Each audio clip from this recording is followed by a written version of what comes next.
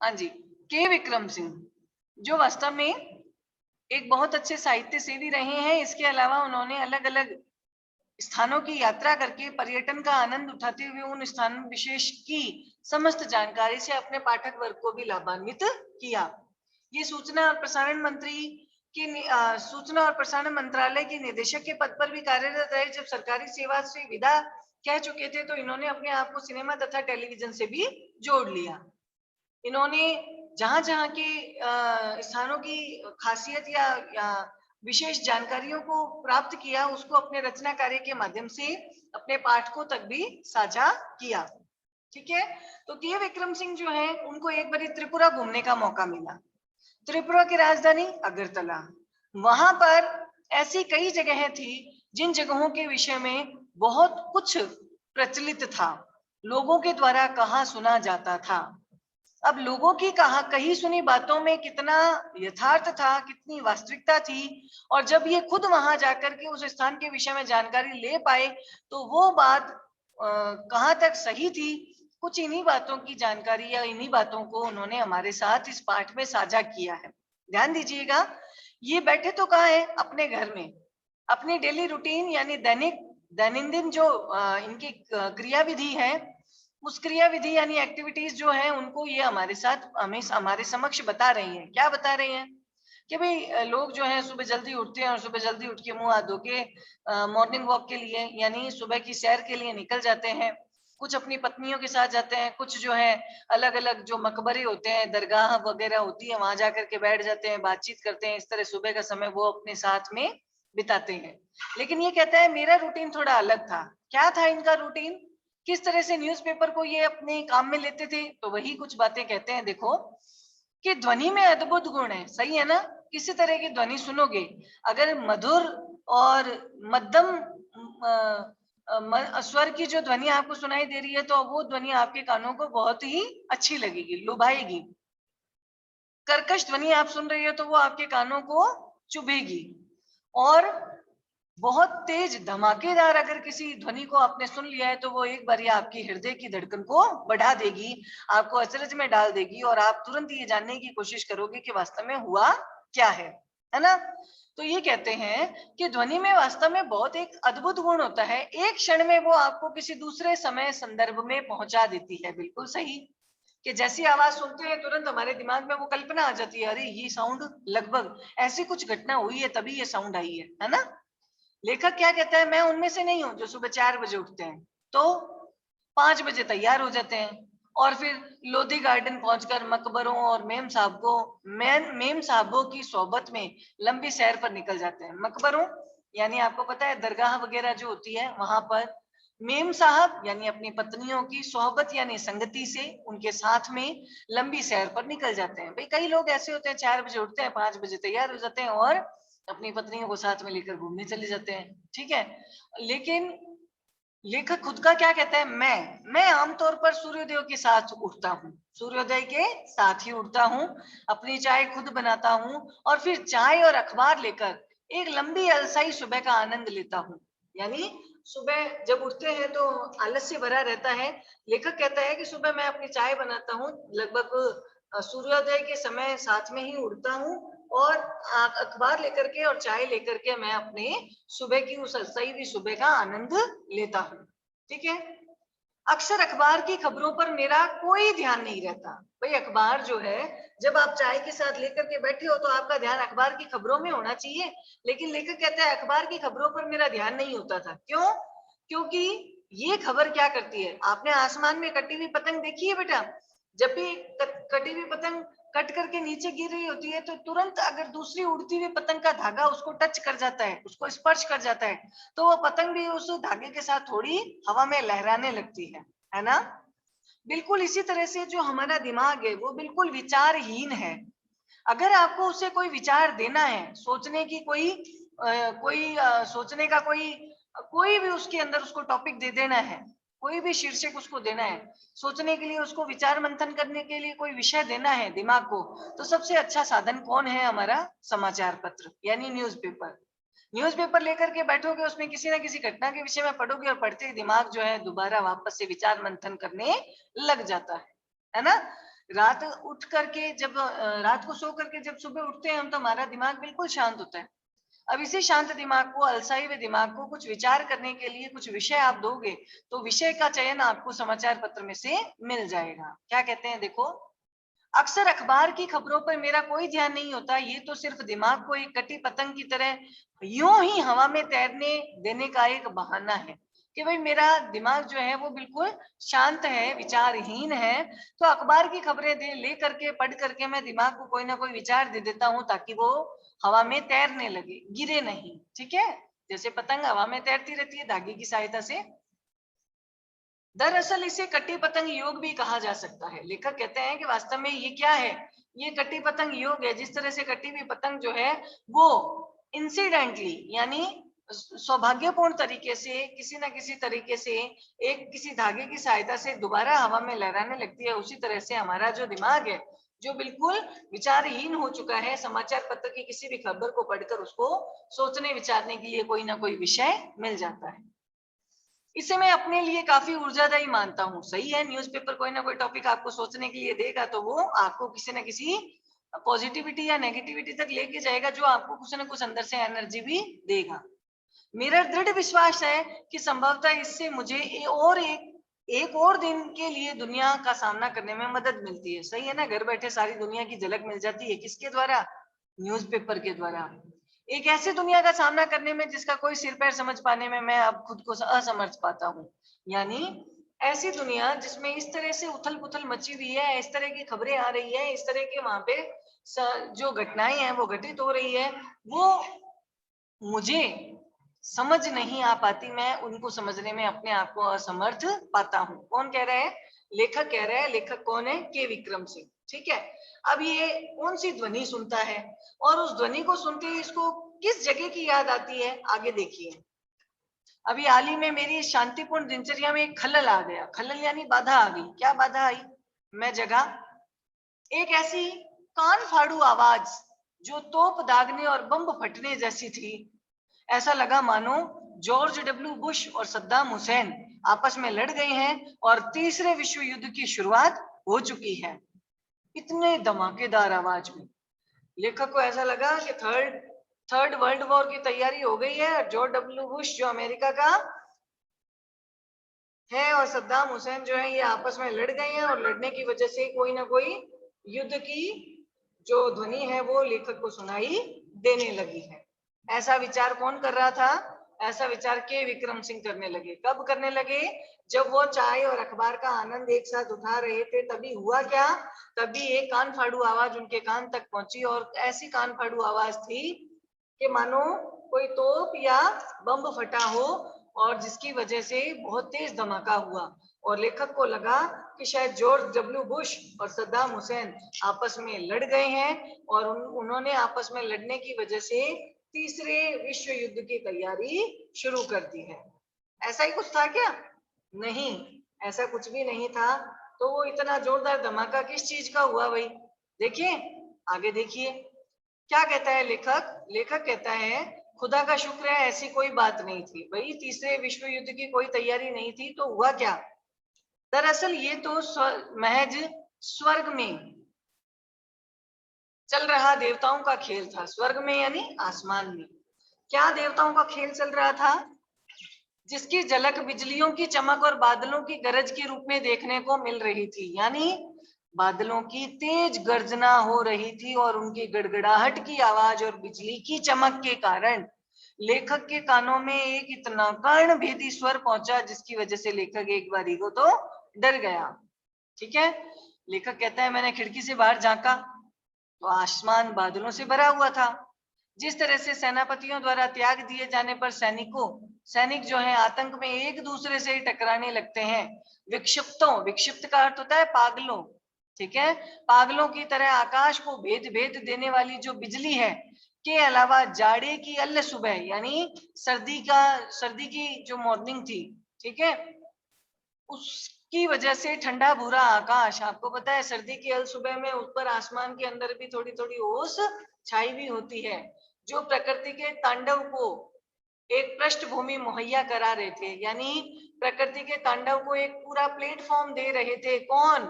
बादल, बिजली और सर्दी के अंदर होने वाली जो अर्ली मॉर्निंग है, यानी प्रातःकाल है, भोर का समय है, और उसमें छाया हुआ ओस या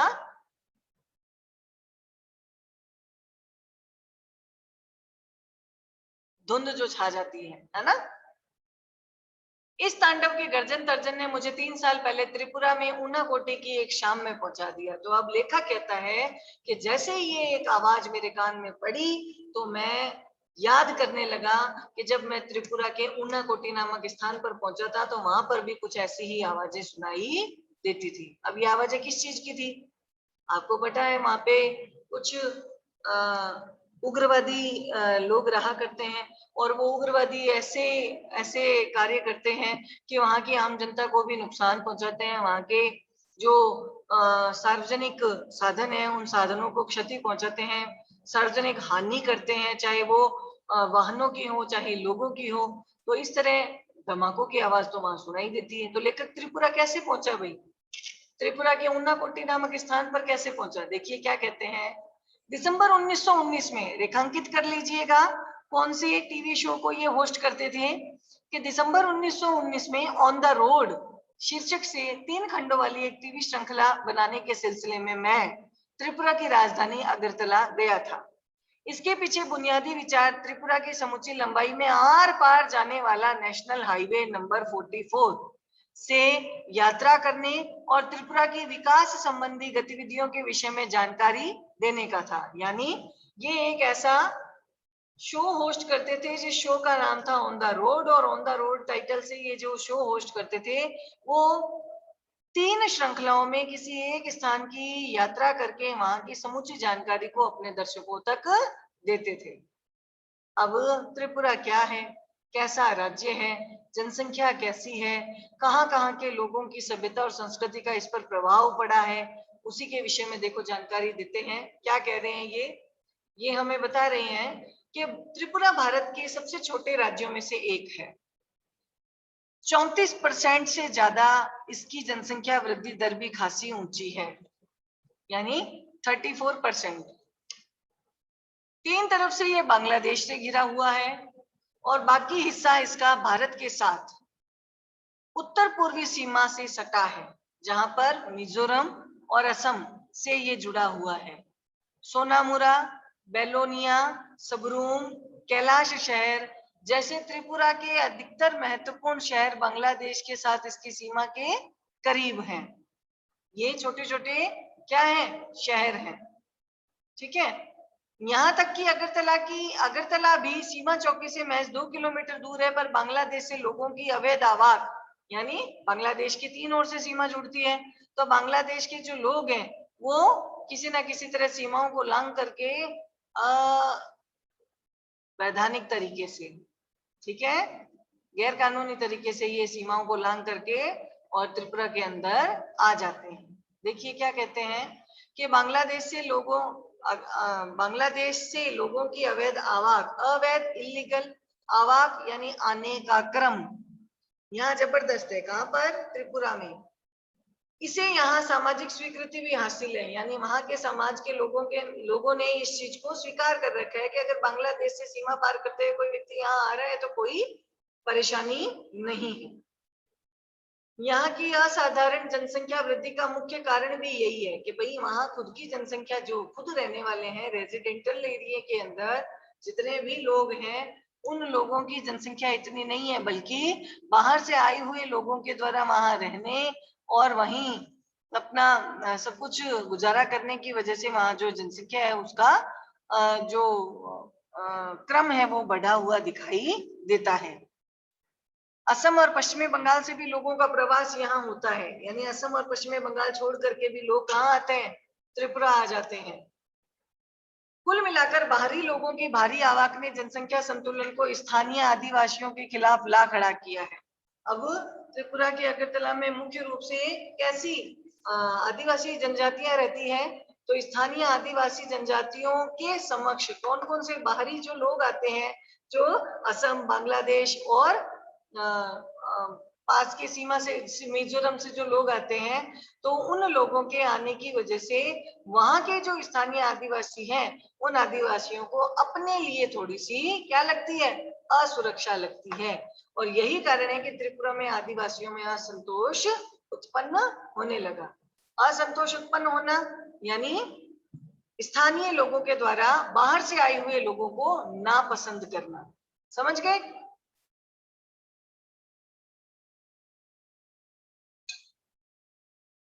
तो यहां तक आप लोगों को अच्छे से समझ आया होगा कि ऑन द रोड शो जो है वो होस्ट करने के लिए होस्ट करते थे, और उस शो के अंदर त्रिपुरा के से संबंधित कुछ विशेष जानकारियों को इकट्ठा करके अपने दर्शकों तक दिखाने के लिए इनको वहां जाना पड़ा।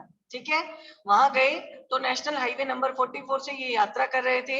इन्होंने देखा कि वहां जो अगरतला है, अगरतला के अंदर वहां की खुद की जनसंख्या लगभग पूरे देश की 34% ही है। ठीक है, लेकिन फिर भी वहां बांग्लादेश से 3 ओर से सीमाएं घिरी होने के कारण, साथ में असम से और मिजोरम से, तो वहां के जो लोग हैं वो भी इस अगरतला में आते जाते रहते हैं। और यही कारण है कि वहां के स्थानीय आदिवासियों की जनसंख्या है तो कम, लेकिन बाहर के लोगों का आना जाना वहां जारी रहता है, जिसकी वजह से आदिवासियों में असंतोष की भावना भी उत्पन्न हुई है। असंतोष यानी सेटिस्फाई न होना कि भाई हम यहाँ के हैं तो हम तो रहेंगे, लेकिन बाहर के लोग यहाँ क्यों आ जाते हैं आसानी से। अब आगे बता रहा है लेखक कि वो किस तरह से शूटिंग के लिए कौन कौन सी जगहों पर गया। देखो, पहले 3 दिनों में मैंने अगरतला और उसके इर्द गिर्द शूटिंग की। ठीक है, अगरतला त्रिपुरा की राजधानी, जो कभी मंदिरों महलों के शहर के रूप में जाना जाता था। ठीक है, मंदिरों और महलों की अलग अलग शूटिंग करके वहां के सारे वीडियोस बना करके वो वहां जो है अपने दर्शकों के लिए दिखाना चाहता था। अब जो है वहां का एक बहुत अच्छा महल है, उस महल का नाम दिया गया है उज्जयंत महल।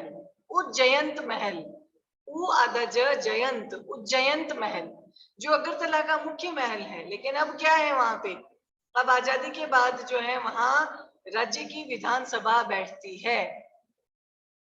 राजाओं से आम जनता को हुए सत्ता हस्तांतरण को यह महल अब नाटकीय रूप में प्रतीकित करना, यानी अभिव्यक्त करना, सूचित करना। ठीक है, आपको पता है महलों में कौन रहते थे, राजा। लेकिन अब आजादी के बाद राजाओं के तो राज खत्म हो गए। अब वहां पे राज किसके हाथ में आ गया, जनता के हाथों में। जनता के द्वारा चुने हुए प्रतिनिधि जो है वो एमएलए वगैरह बनते हैं, ये जो है विधानसभा में बैठते हैं। और विधानसभा कहाँ लगती थी, उसी उज्जैन महल में। तो वहां जो है ये बात कही गई कि ऐसा लगता है मानो राजाओं ने आम जनता को अपनी सत्ता दे दी है। और यही बात लगभग नाटकीय रूप में कहाँ अभिव्यक्त होती है, इस महल के भीतर अभिव्यक्त होती है। इसे भारत के सबसे सफल शासक वंशों में से एक, जो लगातार 183 क्रमिक राजाओं वाले त्रिपुरा के माणक्य वंश का दुखद अंत ही कहेंगे। यानी उसके जो वंशज थे वो कौन से थे, माणिक्य वंश के थे। और उन्होंने लगभग 183 राजाओं का जो राज्य का क्रम है वो वहां पर चलाया था। यानी बहुत लंबे समय से, पुराने समय से ये राज्य जो माणिक्य वंश है वो वहां पर कार्यरत था। ठीक है, त्रिपुरा में लगातार बाहरी लोगों के आने से कुछ समस्याएं तो पैदा हुई है, लेकिन इसके चलते यह राज्य बहुधार्मिक समाज का उदाहरण बन गया। अब बहुधार्मिक क्यों बना, कि भाई वहां जो जिस धर्म को मानते थे वो तो लोग रहते ही थे, लेकिन बांग्लादेश, मिजोरम, असम या फिर और आसपास के एरियो से अगर कोई भी लोग वहां आता था, जिसकी वजह से वो लोग भी वो अपनी विशेष संस्कृति और सभ्यता का वहां पर क्या करते थे, कोई ना कोई कार्य किया करते थे, जिसकी वजह से उस स्थान विशेष के अंदर ही अलग अलग धर्मों के अलग अलग उदाहरण हमें दिखाई देने लगे, अर्थात देखने को मिले। त्रिपुरा में 19 अनुसूचित जातियां, अनुसूचित जनजातियां हैं। 19 जो है वो अनुसूचित जनजातियां हैं। समझ रहे हो? विश्व के चारों बड़े धर्मों का प्रतिनिधित्व मौजूद है। यानी विश्व के 4 बड़े धर्म, हिंदू, मुस्लिम, सिख, ईसाई, हर एक धर्म से संबंधित जो लोग हैं वो वहां पे उपस्थित दिखाई देते हैं। ठीक है, अब सबसे पहले ये कहां पहुंचे, ध्यान देना कि अगरतला के बाहरी हिस्से पैचार थल में मैंने एक सुंदर बौद्ध मंदिर देखा। तो मुझे पूछने पर यह बताया गया है कि त्रिपुरा के 19 कबीलों में से दो कबीले हैं, एक तो चकमा और एक मुग। ये कौन सी बौद्ध संस्कृति के हैं? महायान बौद्ध संस्कृति के हैं। थोड़ा सा हिस्ट्री की तरफ आपका ध्यान ले जाना चाहूंगी बेटा। बौद्ध संस्कृति में दो शाखाएं आई, हीनयान और महायान, है ना, हीनयान और महायान। तो यहाँ पे चकमा और मुग जो है वो महायान बौद्ध संस्कृति के हैं। तो यहाँ लेखक कहते हैं कि ये कबीले त्रिपुरा में बर्मा म्यांमार से चटगांव के रास्ते आए हैं। भाई आसपास के जो देश है, बर्मा हुआ, म्यांमार, यहाँ से इस रास्ते से वापस त्रिपुरा आए हैं। दरअसल इस मंदिर की मुख्य प्रतिमा बुद्ध की प्रतिमा है, जो 1930 के दशक में रंगून बर्मा से लाई गई थी। अभी इन्होंने बताया ना, बर्मा और म्यांमार से यहाँ लोग आते हैं रास्ते के सारे, तो वही रंगून यानी बर्मा, बर्मा का नया नाम है रंगून। रंगून से लगभग 1930 के दशक में भगवान बुद्ध की प्रतिमा यही इसी क्षेत्र से लाई गई थी। ठीक है, तो इस तरह से जो है उन्होंने अलग अलग राजाओं के महलों का भी देखा परखा, वहां के खाने पीने के विषय में भी अच्छी सी जानकारी हासिल करी। अब खाने पीने के विषय में कौन सी जानकारी हासिल करी, कौन सी चीजें वहां बहुत ज्यादा प्रसिद्ध है, किन लोगों की वहां बहुत ज्यादा प्रसिद्धि है, किन लोगों का जो है लेखक को अफेक्शन मिला, स्नेह मिला, जिसकी वजह से लेखक जो है वो उस पूरे क्षेत्र की अच्छे से यात्रा कर पाया। इन समस्त बातों की जानकारी हम अपनी अगली क्लास में हासिल करेंगे। तो उम्मीद करती हूँ आप लोगों को ये चैप्टर इतना तो समझ आया होगा। अब कल ये कहाँ पहुंचेगा, एक कस्बे में पहुंचेगा, छोटे से